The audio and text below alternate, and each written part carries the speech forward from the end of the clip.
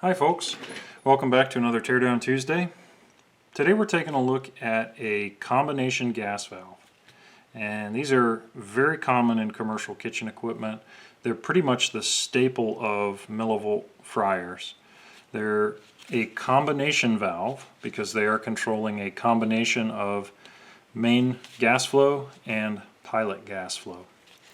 And these are really cool because they operate without any outside electrical input. You do not plug these into a wall. You don't need any kind of outlet or receptacle. The electrical energy they use to operate comes entirely from a thermopile. And a thermopile would connect in part of this circuit up top here, along with our thermostat, and then typically we'd have a high limit wired into this circuit as well, to create a basic safety circuit. So if we take a look here, this one still has the label on it, and the label kind of gives us a basic wiring diagram. So you can see one leg of our thermopile goes to this terminal, the THTP terminal, or common terminal. And from that THTP, we have another wire going to our thermostat. The other thermopile wire would come back to this TP terminal here. And then our thermostat, the other wire off the thermostat, would come back to TH. And the basic electrical circuit here is pilot safety between THTP and TP, common and TP, thermopile, and main burner control on the TH terminal, so from THTP to TH. So given that we're controlling the pilot on the TP terminal, your high limit is typically wired in on this terminal, so that if the high limit opens, we drop out everything. We drop out our pilot and our main burner, because this valve will not give you a pilot gas flow, or excuse me, it won't give you a main burner gas flow if the pilot is not open. Now typically there would be a knob here. These knobs get brittle and they do break over time, but that knob would give you the ability to control the valve functions. So it would have an off position, it would have a thermopile position to light the pilot, and then it would have an on position. So without that knob in place, we can take a guess here at where the different positions are. So there we can go all the way in. You can hear the pilot opening. This would be the pilot position here because it has that hard stop, and then we turn it back to the off position. So we'd have off, pilot, pilot position, and then on position. A couple other things, if we take a look at the outside here, we've got some notes about millivolt systems only. They do build these in line voltage, but not super common, but it is possible to find. So it's telling you this one's only for millivolt, max of 1/2 psi, and we are working with 4-inch water column output. Alright, so this electrical terminal here is not explained on the little wiring diagram, because in typical operation you'd have a little connector here that jumped from here to here. You have a little push-on wire connector here that brought it over here so that you could energize the leg of this coil circuit, because I'm pretty sure we're going to find an electrical coil down inside here. But as we look over the outside of this valve, there's a lot of sealing that's taken place. There's a lot of fasteners that have Loctite or thread lock down in them, or have been painted over so they're not easily accessible. And we're going to have to dig all those fasteners out to get this thing apart. It's very much not a field serviceable valve. You kind of replace it here. As far as the outside, before we get too much further, we've got a few things that are important to know. So our gas flow on this is directional, and it should have, yep, there it is, inlet. So inlet over here on this side, this is our inlet, this will be our outlet. We've got a pressure tap that you could take out and put a manometer on to check your main burner pressure. This little guy here is a regulator vent. It even says so here on the top, vent. And underneath this screw is the adjustment for the outlet pressure on the main burner. There's another adjustment here too for pilot gas flow. Our pilot gas flow comes out of this opening and is adjusted by a very small screw, carburetor style, underneath this flathead. So before we take the whole valve apart, let's get some of these covers off just so you can see what some of these look like. So there's our pilot adjustment, very small screw down inside. There's our regulator adjustment for adjusting our burner pressure. And our pressure tap there is just drilled through. We don't need to pull that out. Alright, so I'm going to start digging the locking material out of these screws and we'll get it opened up.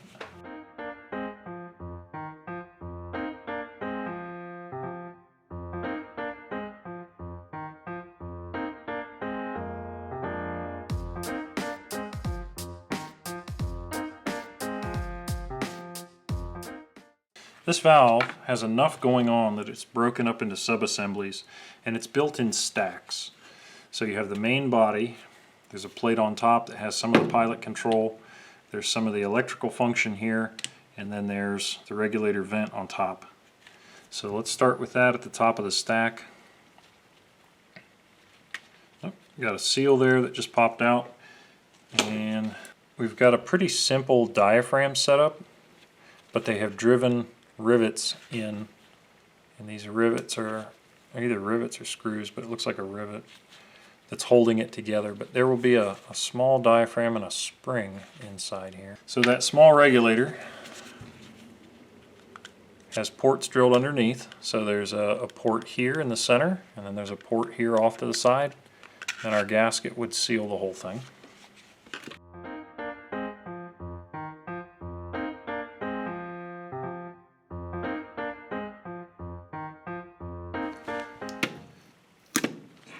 Alright, so we got a little gasket there, and now we're into the next piece of the assembly.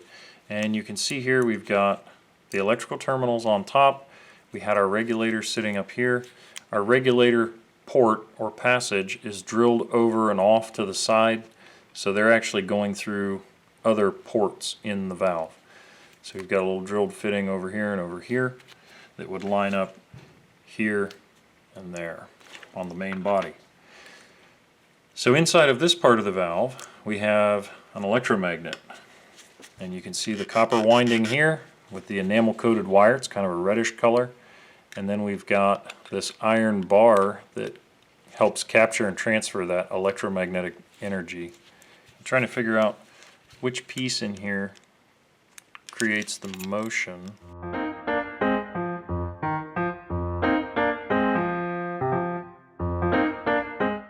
So there's a small plate here with rubber. The rubber is acting like a sealing surface. Let's pull this electromagnet out and just get out of the way so you can see down in there. Alright, so there's our electromagnet with the iron core or steel core. Set that off the side. And now you can see these two little tiny passages. There's one here under my pick point, one here, and those are interacting with that regulator up on top.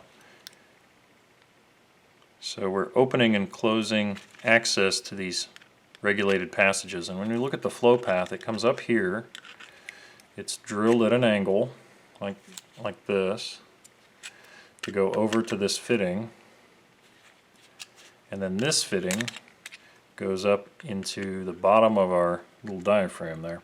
So as we get further along, we'll figure out the exact gas path through here. But that electromagnet is covering and uncovering that very small port. Next step in our stack is this big plate, and you can see the way this was put together. We couldn't get to this point when we still had the electrical terminals on because they covered up two of the mounting screws.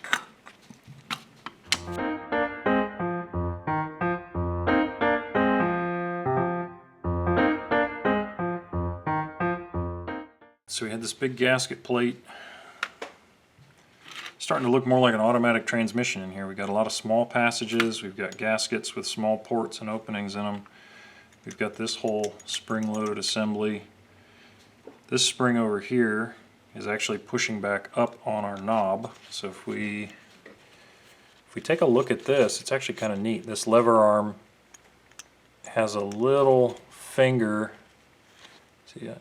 You can see that little finger that comes down and touches the edge there of the pilot knob assembly, so that when you push that in, that's how you're actually opening the gas flow path. And you can see the big port there that it uncovers. When you push that in, it uncovers this big port. So our gas comes in and sits in this area, this pocket, until this thing gets pushed in. And when it gets pushed in, it is able to flow into this large port and then move into the rest of the valve. But until that point, it's trapped. So this is our main safety inside this valve, and you can actually see up in there that you can just barely see the copper windings of the electromagnet. So what would happen is when we push this in, if we had energy coming from our thermal pile and we did not have a tripped high limit, so we had a complete circuit through our electromagnet, this electromagnet would then hold this in. And I'm going to see if I can pop this electromagnet out. Alright. So they had a pretty good thread locking compound on there. But that's it. This is our little electromagnet. And you can see the little steel plate. You can just barely see it moving inside there. I don't know if I can get that any further apart.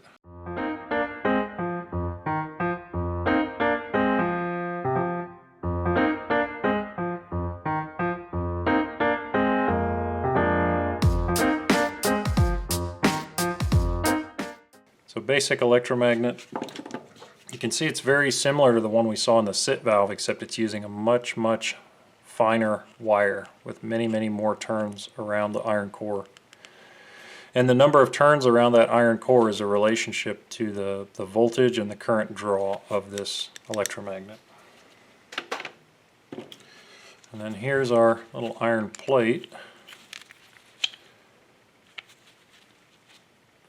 And that really just leaves the valve plate itself, the little spring-loaded valve plate here, in the upper half still. And we'll leave that in there. You can pretty well see what's going on without me taking that any further apart. Alright, so down here in the lower part of the valve, we've got an inlet screen. Pull that out. And then we've got, looks like maybe a tapered seat inside here. This is actually kind of interesting looking. Yeah, got a nice tapered seat valve here, and there's stem grease on it to keep it sealed. And then when you look down inside, you can see the different gas flow passages for the different points of rotation that the valve is in. So this undercut area here would allow gas to flow if the valve is in this position, so that gas can reach this part and travel over to these ports on the side through this passage. And then when we want to open the main burner, we rotate through to this big opening that has this large hole, allows the gas to flow down into our regulated part of the valve here. Very nicely machined little piece. So on the way through the pilot, once we bleed over into these pilot holes here, we go into this part of the valve. There's a little filter piece there. There's a very small passage drilled back over here. And then it comes through, it goes up and follows this passage around and over, which lines up to this screw here, which is the bottom of our pilot adjustment screw. And then there's a hole drilled through here from our pilot gas outlet into the base of this screw. So as that screw comes down, it's going to cover that drilled hole more and more to reduce that flow out the pilot. So if you back it all the way out, you get the most flow, most uncovered hole here. That's pretty interesting the way it kind of navigates the gas around the inside of the valve. So that's our pilot, and then our main burner gas drops into this part of the valve.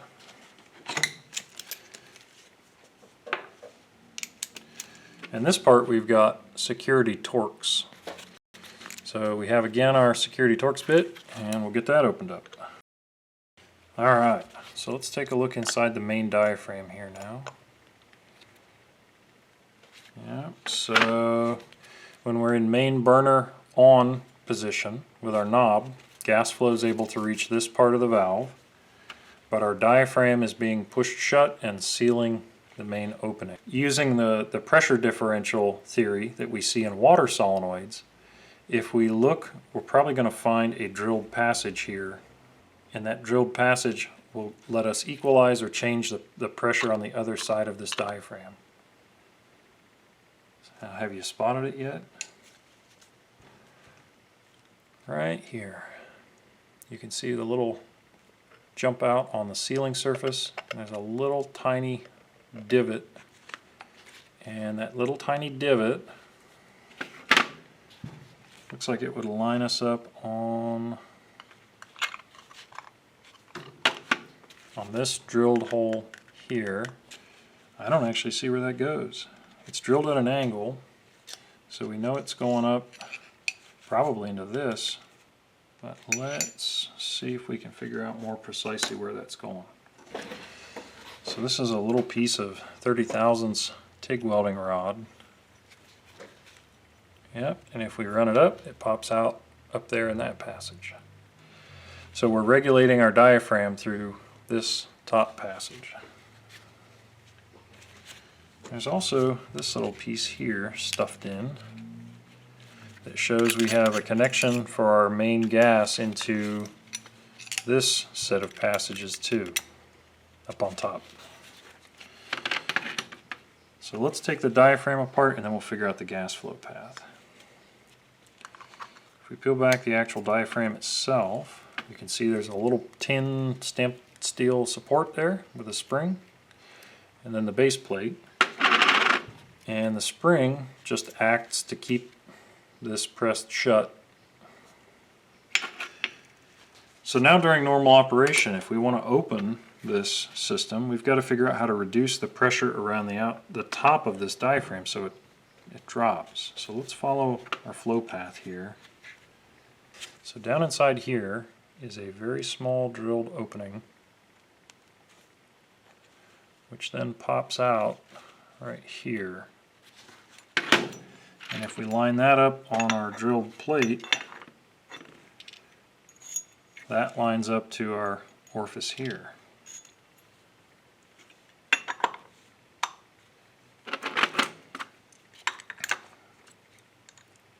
And when we stack our electrical assembly on top of that, it lines up to this port.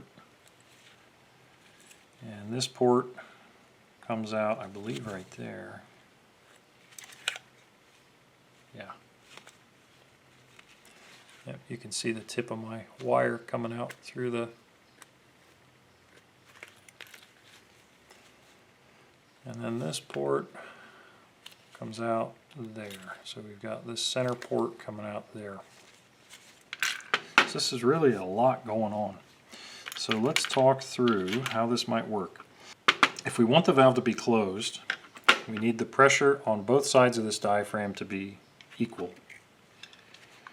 So its default state is closed. We've got equal pressure on both sides. The spring's holding it shut.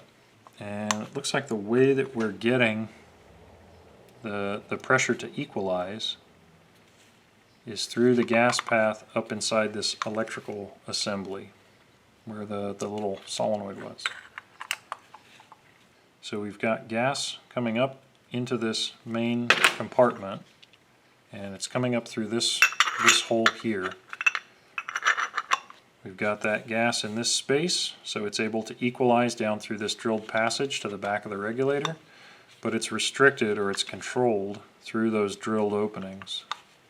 So now we want to open this valve. We've got to reduce the pressure on the back of this, and the only place that we can allow that gas to flow safely at a reduced pressure is the outlet. So that's where we have our drilled opening down inside here that feeds back up through these ports to this little regulated orifice here. So when we energize our electromagnet for the thermostat, we're uncovering the ports here inside, which allows that gas on the back of the diaphragm to start bleeding off. And if it bleeds off faster than it's refilled through the little drilled orifice here, we'll get a pressure difference. So if it's bleeding out the outlet faster than it's coming in the inlet here, we'll get a pressure difference and the diaphragm opens. Now what they're doing here that's slick is that they're controlling the bleed rate using another smaller diaphragm, a very small gas pressure regulator system. And by regulating the bleed rate, we're able to regulate how far open our diaphragm goes based on the pressure difference.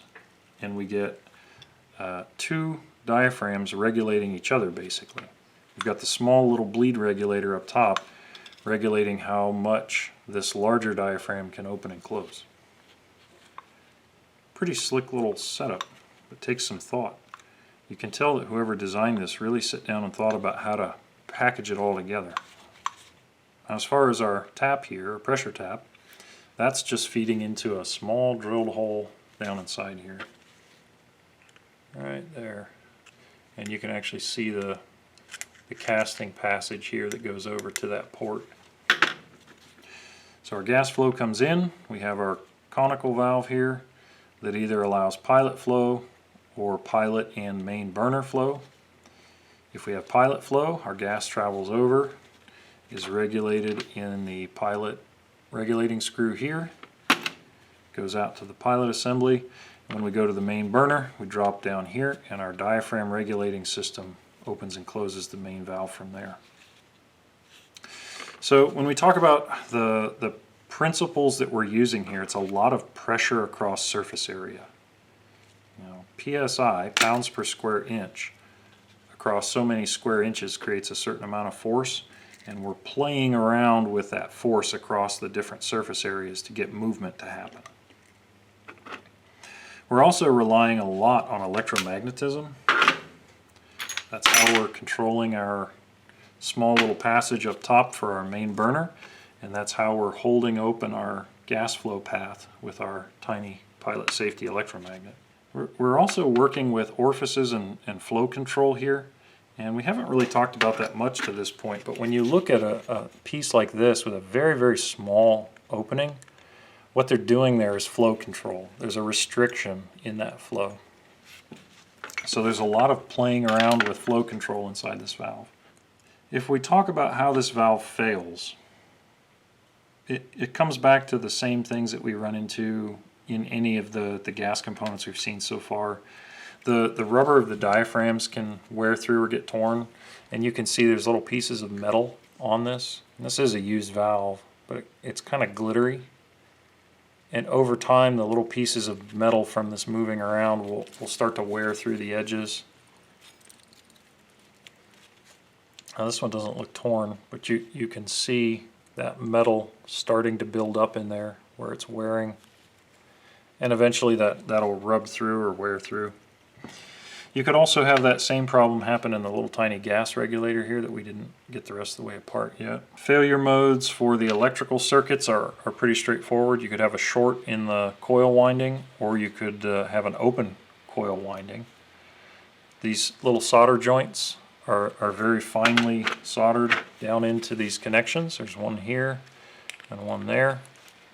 And if those connections get compromised, the valve is done. There's little solder blobs here. We've also got our pilot safety here, and you don't see these short very often, but this is probably what died on this valve, because this one does have a broken solder joint. It could have been broken by us taking it apart, or it could have been the original point of failure. But you figure this valve opens and closes, and it's in an environment where they're physically hitting the equipment. You know, if they're banging a fry pot on a fryer, it's shaking this.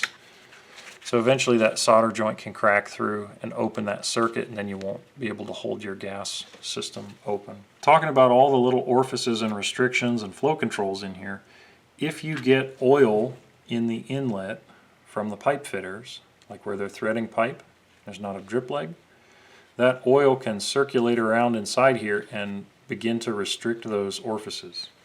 Those are made for gas flow, not for fluids, not for oils. So if that happens, the valve will jam or physically not operate correctly. Well, I think that'll do it for now. Thanks for watching. Hi folks, my name is Jack Kell and I'm a Senior Technical Trainer for Smartcare. The video you've just watched is part of a larger series of technical training videos we make available to our technicians at Smartcare. If you found this interesting and you'd like to see more, please subscribe. I'll be releasing a new component teardown video every Tuesday in 2022. If you're already a Smartcare technician and you have a part that you'd like to see me tear down, please reach out to me internally for shipping instructions.